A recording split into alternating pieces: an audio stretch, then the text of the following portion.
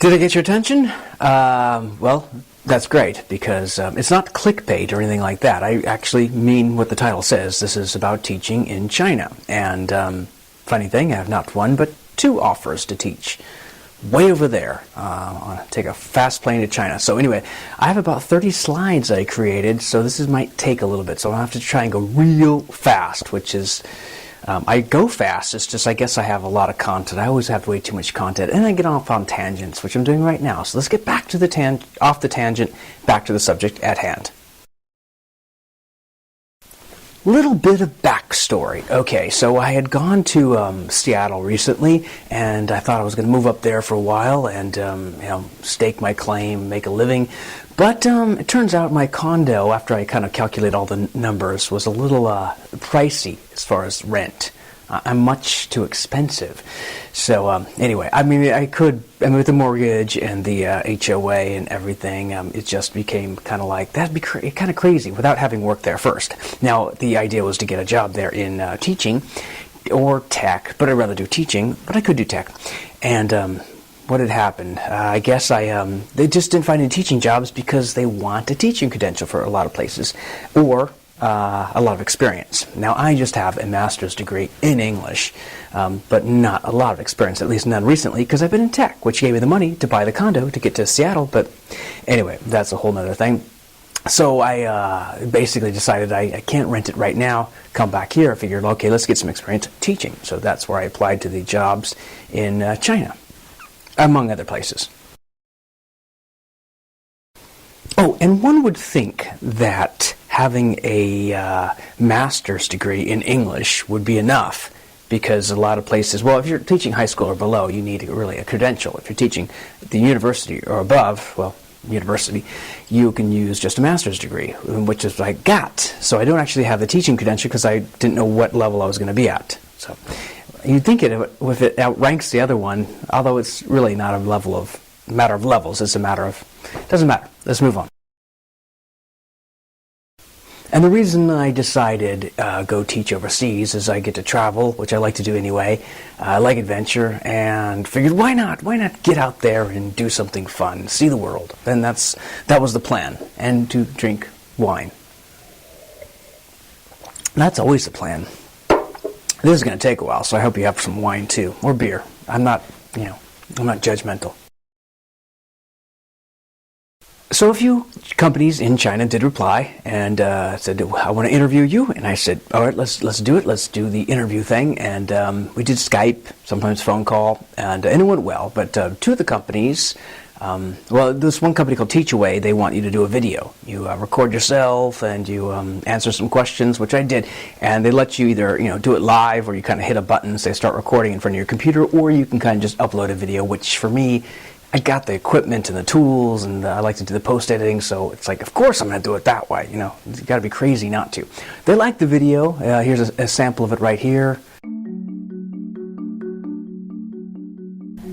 So about me, from California, currently about 30 miles east of San Francisco. It's nice most of the year. It's kind of sunny. Not in the winter. It's kind of rainy. Been here all my life, pretty much, but I also did a lot of travel. Love travel, get around the world. Been to 15 different countries so far. And that's kind of what I did. Wore red, of course. It's a lucky color over there. People love the color red. It's odd how colors are different in different parts of the world. Like we just think, oh, red's bad, don't mark in red. Teachers can't use red anymore because it's evil. And yet other countries have no problem at all with it. But anyway, side point. All right, so moving on. All right, two of the companies saw the video and think, okay, looks like the guy's had some time in front of a camera. I have. And in front of a classroom and in front of people. I think the stage, they saw a lot of stuff about the theater background, I think helped a lot. You get used to being in front of people, and kids are people too, right?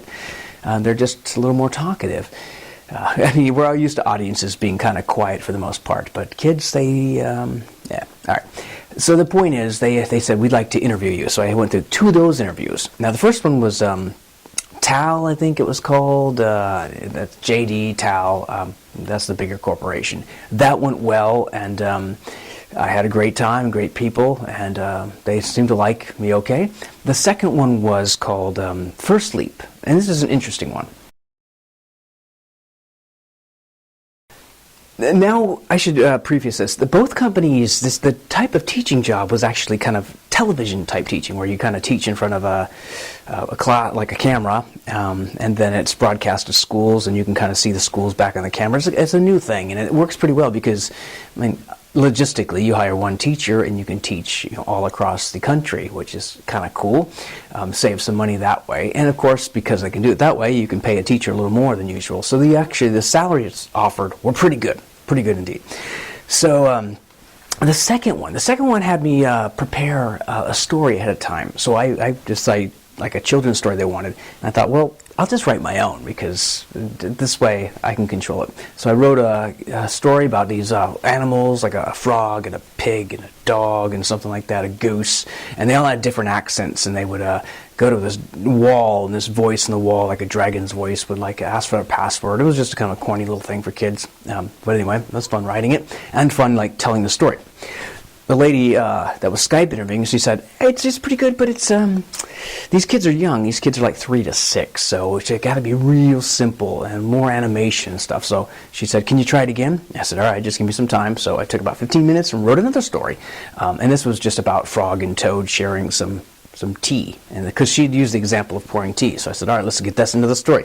I'm there pouring tea, and anyway, and I know someone reminded me, there's already a Frog and Toad story. Yes, I know, and it's about the cookies and self-control. Believe me, I know stories about cookies and self-control. So anyway, I told her the story, and I told her I had just written it, and she said, okay, that's good. She liked the story a lot.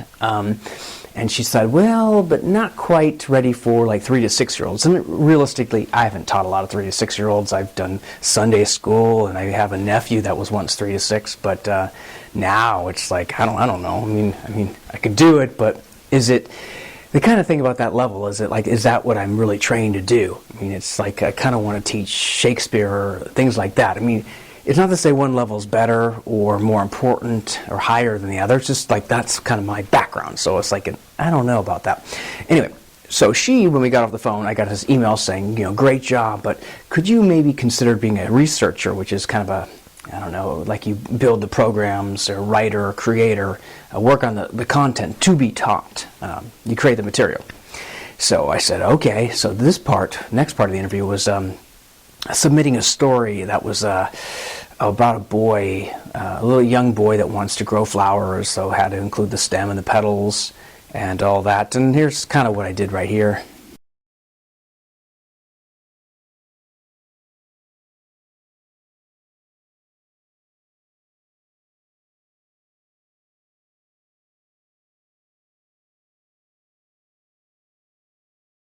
So yeah, animated a few panels. I could have done, the animations could have been better. I could have like enhanced them a little more. I was kind of almost disappointed in myself for not. But again, this was for free. This was just to kind of prove a point. And the story was the main thing.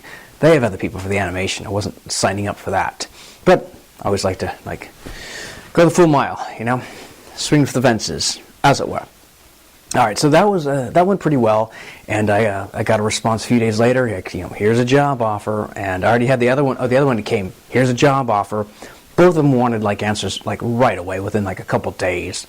And again, it's a big thing because these are year-long contracts, and you pretty much have to move overseas and like go far away. I mean, you go all the way to China. I mean, it's not only a figure of speech. It's like that's literally where you're going. Slow boat to China. Well, it's not a slow boat. It's a pretty fast plane, but still takes a long time.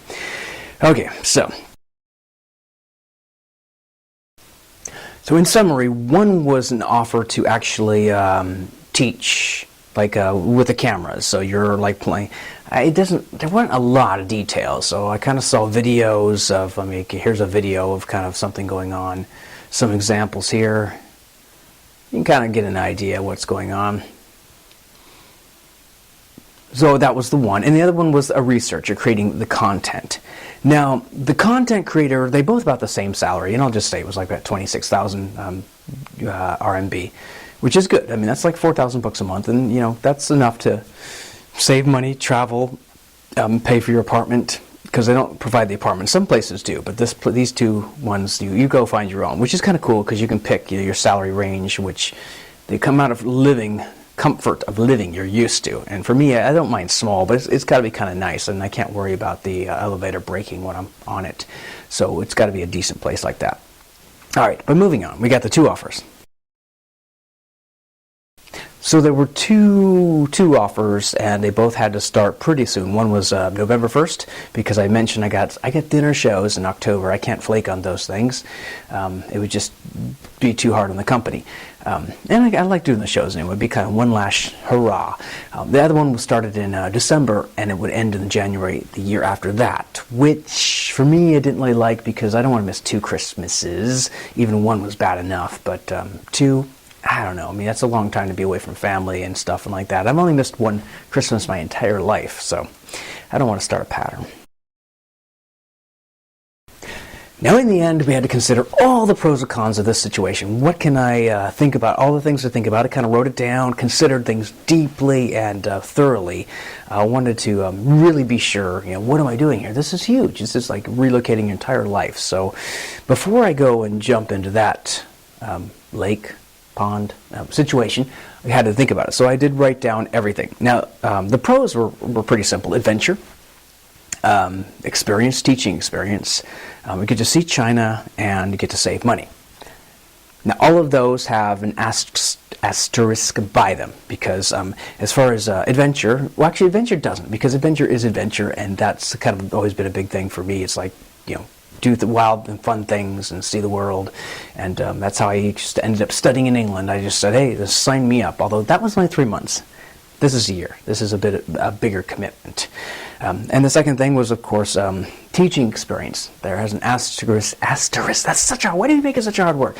There's an asterisk by that because it's not through a direct university or school system. It is a tutoring system, which is fine, but and you are teaching English, but the grade levels are young, and again, when I get back, I want to teach higher grade levels, so it's good experience. It's not really bad teaching experience, but it's not directly applicable to what I want to do, so I'm not sure if that time would really be beneficial as far as that. I mean, again, the adventure is there no matter what, so we have that.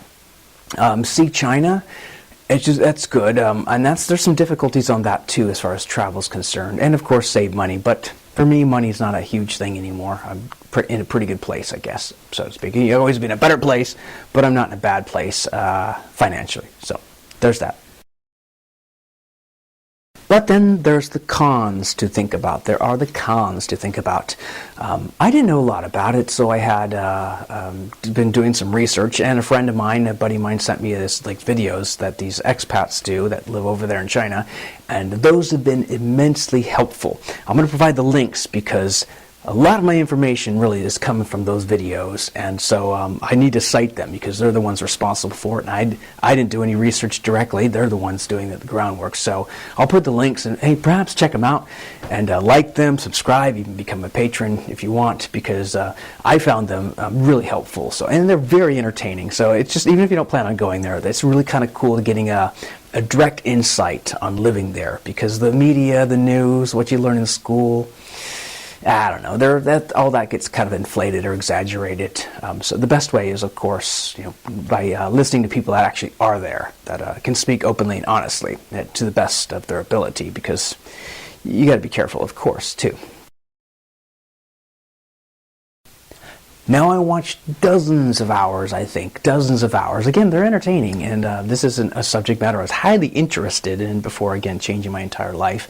So I just kept viewing a different video, different subjects, everything. I mean, from travel to pollution to the adventures to the people. I mean, there's so many subjects, and it's covered quite well. So again, I'll put the links. Check out the videos, just because I owe them. This information comes from them, really. So I mean, I watched other videos too, but primarily there were 2 expats over there. One's from South Africa, and one's from New York. Not New York City, but upstate New York, I think, or somewhere up there. Doesn't matter. So the first thing I really had to consider, and this was something I guess I kind of thought I knew about, but I didn't know how the details of it, is that the internet is quite limited. For China right now, no Facebook, no Google, no YouTube, no Instagram, which I don't even have an Instagram account. I don't even know what Instagram really is. I think you post pictures of food and people make the recipes or something like that. I don't know. So that one was a moot point. But the other ones were kind of big. I mean, I've traveled with when there was no social media, and you wrote emails, and I've even traveled before that where you wrote letters. So I don't live and die by social media. In fact, it might be a good thing to be away from it. But again, that is a way to kind of keep in touch with family and friends back home, and have that blocked is not terribly fun. Plus, a lot of the things you get through Google, and if there's no Google, you can't get. So the translation of sites is not helpful, because you can go to the Chinese website, the knockoff, so to speak, of everything, but it doesn't help you if they're in Chinese and you don't read the language. And in regards to the knockoffs, of course, most Chinese people don't care, because the rest of the world sites are in English. I mean, well, to a degree, a majority, of course, are in English. If you're in France, they're in French.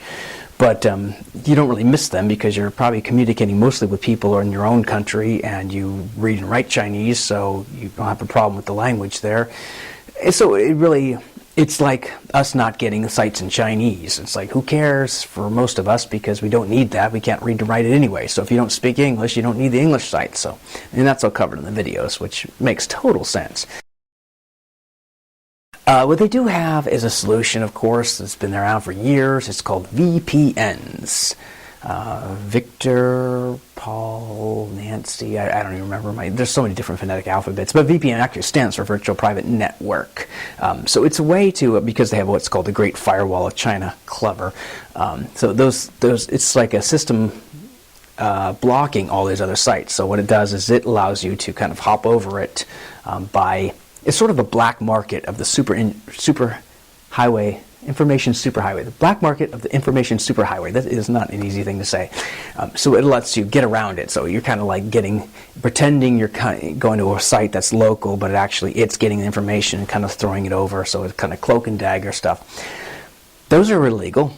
You're not supposed to do it. People can get arrested. People can get mostly just fined, or a lot of times they just tell you to knock it off. And in fact, what the government mostly does is just block them, or just like kind of take them down one by one. So they kind of started it more heavily back in last January, and supposedly this January it's going to be a higher crackdown. So that being said, I don't want to be in a place where I'm always breaking the law, looking over my shoulder. Now, is it a law like, don't drive past 55? And of course, we all drive past 55. Although I usually never even go to 75. Or is it kind of a law where it's better not to do it? That kind of didn't sit well with me, so I kind of had to think, I don't know if I want to be breaking the law all the time just to post something, post a Happy Meal on Facebook. A Chinese Happy Meal, which I don't even get Happy Meals there. Why would I get Happy Meal there? All right. But at the beginning, I have to kind of say that VPNs, of course, allow people that are foreigners working over there to do business and to communicate. And it's like, if you did totally get rid of that, you'd lose all your foreign business, which probably wouldn't be good for a lot of companies, especially like this one, the teaching away company. So it's not in their best interest, unless they really just don't want anything to do with the outside world. But then again, they wouldn't have so much capitalism going on if that were the case. So it's probably not. Now, the next thing, of course, is pollution. I don't know if I say of course, but pollution did come up, and I realized there are the hazy days and the high pollutant quality air days, or whatever they call them. And of course, in the big cities, it's bad. In the small towns, it's not so bad. These jobs are both in Beijing, so that one gets a pretty high amount of problematic days each year. Now for me, I'm in good shape. My lungs are pretty strong. I don't smoke, so I'm starting off good. But of course, I don't want to come home worse. I doubt that's the case. But then again, I do go running a lot, and I don't know if I want to totally breathe. I wouldn't even mind wearing a mask half the time if I'm walking around. I don't care, but it's not really something I want to do. So that's just something that kind of limited. And now it is getting better. Of course, they are cutting down on the motorbikes.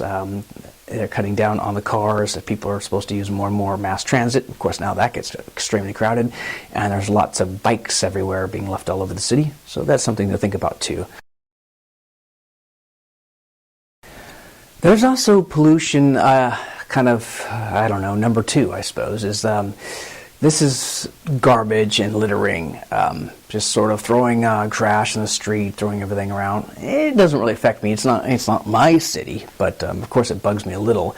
However, I guess they do have people that are employed full-time that clean up at night, or during the night. So it's sort of the way things work. You throw your stuff on the ground and someone has a job to pick it up. So I don't know, I'm not sure how I kind of feel about that, but I guess if I'm not judging about any of this. I'm not judging. I'm just kind of weighing the pros and cons of how I feel about things and how I would react to things. So you got to kind of know these things before you live there.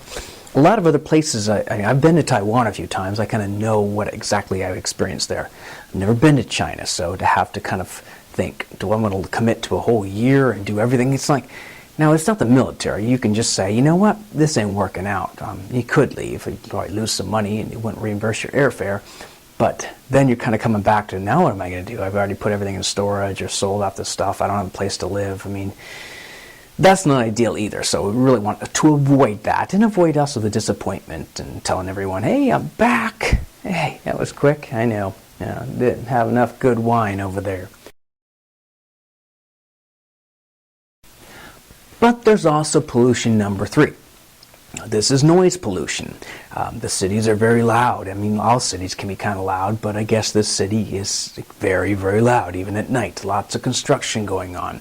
I worked in San Francisco for a while. I know how that is. Every morning I would go in, and there'd be this banging of they're setting these ballasts or whatever they called in the ground, and it would just be boom, boom, boom, boom, all morning.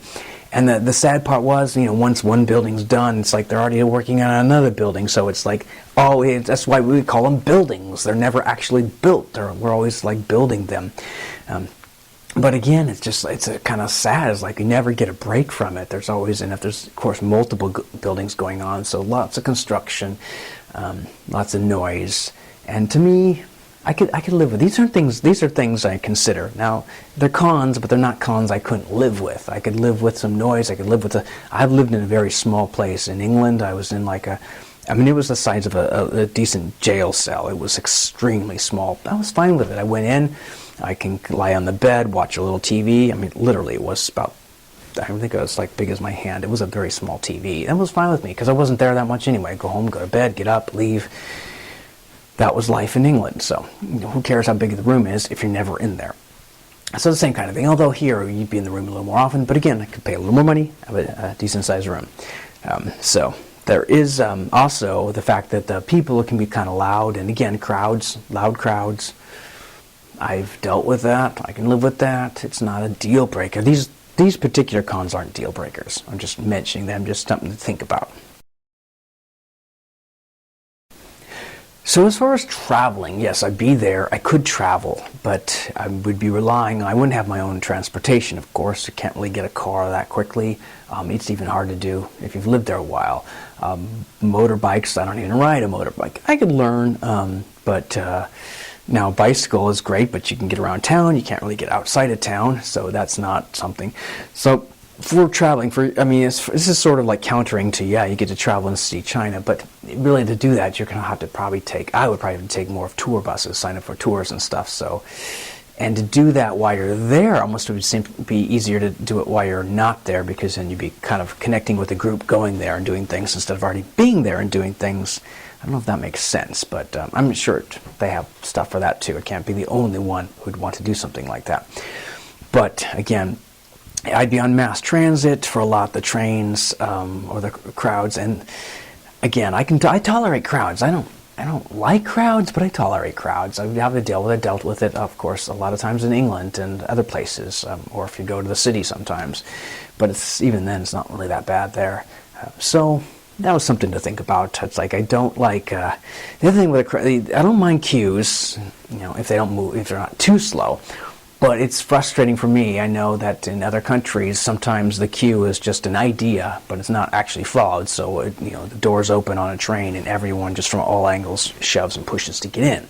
If you don't want to be someone shovey and pushy, you actually may never get in. So you kind of got to go along with that. You can't be the one person standing up for it and never traveling.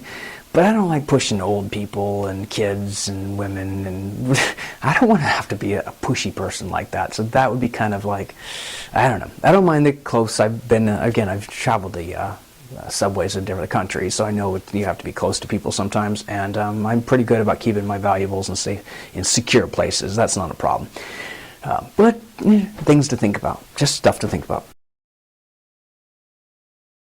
Obviously, we have the language barrier. Now, in some countries where English is not the first language, it's okay because it's sort of the second language, very close to the first language, especially with younger generations, of course.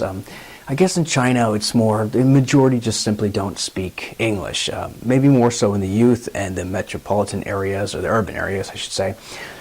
But for me, having not been able to study it thoroughly ahead of time, I mean, I could have, but I just have never done it in depth. It would be a problem.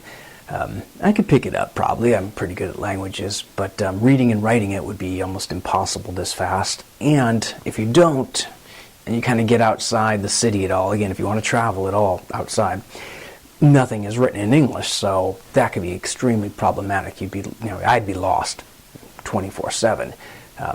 Now, again, I'd be trying to learn it, and I could probably get a good ways in a year. It's a difficult language, but actually, from what I've studied, it's not as bad as a lot of people think. It's tonal, but we have tonal. I mean, we don't have it to that degree, but we do have tones that inflect what we say. I mean, you could say "oh" like 12 different ways, and "oh" would have a different meaning every way. Like "oh, oh, oh." I mean, or ooh. I mean, there's a lot of different ways to say "oh" and have a different meaning in it. So the same thing. And again, not having tense is kind of nice because you don't have to keep conjugating, verbs. You can learn the verb and done, like one and done. That's kind of nice too. So, but again, it would be tough. I mean, I would be behind for such a long time. By the time I finally got caught up, the year would be over. And yes, it could extend, but I don't know. I mean, if I were 20, maybe. And the other thing is safety. Now, safety actually is not really a con, it's a pro, because it's extremely safe. There's like not a lot of violent crimes. I think it's just not a violent culture in that way. And I found that a lot of like Asian cultures are like that. It's just, I don't know, people like just don't want to like push and fight and stuff like that. I'm not saying it's a bad thing. It's like it's a good thing. So that part of safety is good. You're safe around the streets at night, whatever. Not a lot of people coming up with knives trying to take your money. I think probably because also the penalties are so severe for that types of crimes. It's like that just doesn't seem worth like losing your life over. By even once you get arrested, like you'd never be free again. Maybe we could change things around here. I don't know. But there are other types of crimes. There's the scams, of course, the pickpockets, of course. There's other things. But again, I'd rather have those than violent crime any day of the week.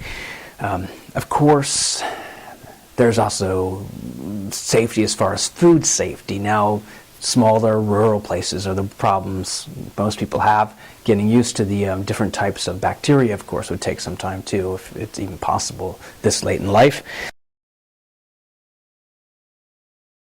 So there's food safety too, of course. In the nicer areas, the urban areas, it's not so much of a problem. It's more of the rural areas where the quality control is a little less, well, just not there at all. So you're kind of at the mercy of people taking care of the food, and I guess it just depends what you're eating. Chances are, if it's, well, I don't know, nowadays even lettuce and stuff like that can be at risk. But in the urban areas, there's a little more control, and you don't have to worry about that so much. So I'm not sure if it's really a pro or con, but there's, of course, you're going to have to meet people, which I can do. It's usually easiest if you're kind of forced into a situation like a school or a show. Around here, a show is good, or a class. But I think that this school won't have a lot of other expats because it's not that type of thing where you're in a program with a lot of other people. And I don't know. Then again, I can't really say, so maybe. But would have to be pretty aggressive as far as meeting people. And yeah, you want to meet local people, but again, without speaking the language at all, probably be meeting other expats and maybe even Americans. That's something. I mean, it's not a pro or con, it's just what it is. One of the rules is no working for other companies, or no outside work. You work for the company and you're on a visa. You work for the company you're hired to work for. And I mean, even here, if you got a job, you're supposed to really be working for that one company, and you moonlight a little, but don't get carried away. There, I think it's technically illegal to work for other things, and it probably even is here if you're on a visa coming here, which is not so much a problem, but I kind of like the idea. I know people that teach overseas can really beef up their income by doing tutoring. Of course, then you spend all your time, teaching during your day, and then doing your tutoring in the evening. And then, what kind of life do you? How are you using that time to see the country if you're not actually seeing the country? But if it's legal, then then it's not so good. Again, I don't know if is that a don't drive past 55 type law, or is that like this is really seriously going to get you deported? And in fact, most of these things I talk about the laws. You're probably, unless you're really doing something seriously bad, like selling drugs or something like that, the crime, the penalty is you're deported. They just kick you out. And then we kind of do the same thing here. If it's not that serious, if you haven't like murdered anyone, you're just going to get sent home. It's like they don't want to deal with you anymore. So it's worse to do a crime if you are a citizen in the country than if you're not a citizen in the country. So that's just something. But of course, I do the websites too, and I'd hate to lose some of my web clients. I don't do that much, but it was nice. It is nice extra income. So not being able to do that or keep up with that would be kind of difficult and hard to drop. And another huge con, of course, is being away from family and friends. There would be no more trips to Seattle. There would be no more trips home for holidays and stuff like that. I mean, it is nice being like a quick plane flight or a quick drive from family and friends. So that just kind of, it does suck. So, moment of truth. What is it going to be? What is it going to be? I kind of already decided a little while ago, but planning out this video had me more really thinking about each item and trying to come up with a decision. The cons outweighed the pros. I mean, they just kind of, there were a few things that were kind of bigger than others. Having never been there and having just no experience in it didn't help, especially, at this part in life, just because it'd be giving up a lot. I mean, obviously. I mean, the logistics of doing it is not bad. And you put your stuff in storage. It's like, you deal with it. You make things happen, or you sell some stuff like that. I don't really have a world of like possessions to worry about, and everything's in the bank accounts is just fine. I've kind of got a lot of set it and forget it as far as the properties I got, so that's not a really problem. I could manage those things remotely. The one con, I think it was the whole internet thing. It just didn't sit well with me, having to do it illegally. Even though everybody's doing it, well, next month they could say, this seriously is going to be a crime to put people in jail. Or they could say, what, we're not going to worry about it anymore. It just seems like it's getting more of a crackdown. So that's what I kind of mentioned to the recruiter. The recruiter's out of like Vancouver, actually, the one I was talking to. The other thing was I had read about there are raids that sometimes go on, which you think, why on earth would you want to hinder, your own people learning a language? But for whatever reason, it's just kind of I'm not judging. I don't see. I just don't understand why, and so that's no reason to be judgmental about it. But I don't understand why you would do something like that. But for the most part, I think people just show their passports or maybe get questioned for a little while. I don't know. And again, I could deal with that. It's not the end of the world, but it just didn't sit well with me. The third thing was some of the reviews online, unfortunately, of one company, and it was the company I wasn't really leaning towards anyway, were kind of like bad. There were like a lot of teachers over there just said, this is a terrible program, you don't want to do this at all, it's not good. Now in that program, I actually wasn't starting out on the teaching level, that was the researcher one, so I was going to be like kind of 2 or 3 years up in the food chain, I suppose it is. So that was kind of like, okay, I don't have to worry about that. So that was something to kind of consider. It's like, I'm not going to be there. But are you mistreating the people down below? And again, these are reviews. You get cranky people that have the problem of them in themselves, and then they blame everybody else. But there were kind of a lot of them. And after some point, you just think, maybe the program has just Maybe it's cultural differences. There's a lot of reasons why it could be, and a lot of reasons where you could say, you know what, it's not really the program's fault, it's just a clash. But then again, how do I know I won't be part of that ones that just said, I'm great for 6 months, but now it's like, I'm pulling my hair out, I can't take this anymore. Again, it wasn't the one I was considering anyway, so that didn't really matter. And the 3, of course, the noise and crowds, and I could deal with it, I could, it's just, do I want to? It's like I like a stress-free, peaceful existence. I do put up with things on occasion, but I don't know if I want to choose to go into situations where that wasn't the deal. Maybe the 1 or 2 reasons, number 1 and 1 or 2. But I guess you could find your own. And the travel difficulty was, I guess, the 4th. It was just like, yeah, you're there, but you're kind of stuck with. I've seen videos of like just chaos of people kind of coming in and out of the subways, and I imagine you could try and time it out so you don't have to deal with that, or make sure you go to work a little early, a little late, or whatever. I don't know, but for me, it's like that's scary. Scary subway cars. So I've given my answer now, and like I said, I've decided not to go forth and do it. I kind of think, as I evaluate everything in my own mind, did I reason away what I wanted in the first place? I kind of like found, it's kind of like when you build the target around your arrow, there was something like when you create the target around where your arrow landed. Nah, that's a different analogy. Don't worry about that one. But I don't think I had a huge bias. I just kind of like, the more I evaluated things, the more I researched, the more videos I watched, the more I discovered. I'm not sure that it's the right place for me at this time. I mean, again, but although turning down these offers will never come back on the table again. It's like, it's like a shunted or shunned lover or whatever, jilted lover. It's like that one's gone, but it could be future ones. I don't know.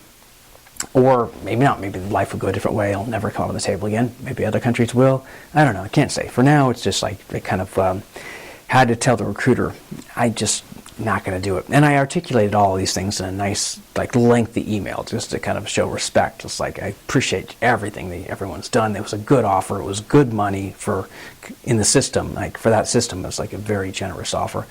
And it was a good recruiter. Actually, it was a good recruiter. He, it's like I got to the point where it's like, I'm not sure I want to talk on the phone anymore, because it's like it's hard to kind of get a word in and kind of like get a good reply.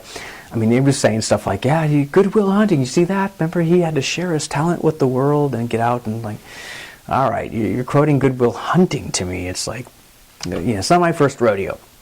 In fact, it reminded me like 2 summers ago, I was like auditioning for the show Ragtime, and the director had called, and she was telling me all these things you kind of want to hear, like your talent needs to be seen on the stage, and people like, and you kind of know they're telling you what you want to hear, but even though you still like hearing it, it still kind of pulls you a little, even though you're kind of aware that why it's pulling you, that they're just pushing the right buttons, and it doesn't mean it's not true. Of course, my talent should be shared with the world. But it does mean I am cognizant to it and attuned to it. And in the younger part of my life, it worked. I mean, you join the military. There's a lot of, it's like when you can't tell someone no, or like then it gets, you can do all sorts of things you don't want to do. So, but now I can. It's like, and now I can say, and now I can go along with it for a while. Yep, you're right. My talent needs to be shared. And then it's like, and you can just send an email. Nope, sorry. So I was able to do that. Oh yeah, after I did respond with the reasonings, I did get an email saying or phone call, voicemail, saying that the VPNs were allowed for certain companies that got them, and like these schools have legal VPNs, and they could be used at the office, at home. It's hard to totally validate that, and I'm not saying they're lying, but I don't know, it's just hard to know for sure, and it's hard to know, would that even change how, it makes sense, of course. Again, you can't have your teachers not being able to communicate, but I haven't really been able to, I have to, anyway, I had already made it. Once you kind of like make up your mind at that point, it's like, it's over, Johnny, it's over. But it kind of, like said, okay, and some of the other things weren't really addressed. Like, what about the raids? But I don't know. I think there's probably not that many, maybe once in a while, and of course it makes like news of everyone. So anyway, what next? So what do I do next? I think it was another thing I was doing at the same time, was really looking into getting that teaching credential, and it's like, all right, fine, fine. Because I think I got to sink more money. It's like I already paid a lot of money to get that master's degree, but now it's like it's not really that much money in the long run. But it's like, okay, another year of school. So if I do that, then that's what it's kind of looking at. So we'll see. I don't know. I have no things. It's just for now. I'm gonna pass on these two things. They were wonderful to consider, but just not right for me right now. So anyway, that's about it. There's more wine to drink anyway. I wonder if you can drink wine when you're on camera over there. They should have mentioned that in the program.